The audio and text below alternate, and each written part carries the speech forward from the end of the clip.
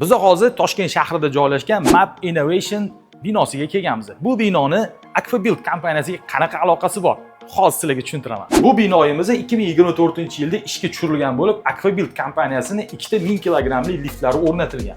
Bu liftlar 8 qavatga xizmat ko'rsatadigan liftlar bo'ladi va MRL, ya'ni mashinali xonasi yo'q liftlar hisoblanadi. Bu liftlarimiz zamonaviy aqlli liftlar hisoblanadi. Sababi nimaga?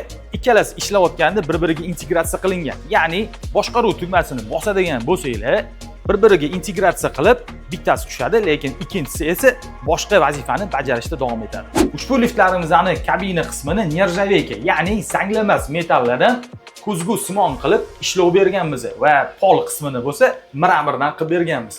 Agar sizga ham shunaqa liftlar kerak bo'ladigan bo'lsa, bemalol murojaat qilishingiz mumkin. Aquabuild kompaniyasi nafaqat ishlab chiqarishni, balki liftlarni o'rnatish va keyinchalik ularga servis xizmat ko'rsatishni ham taklif qiladi.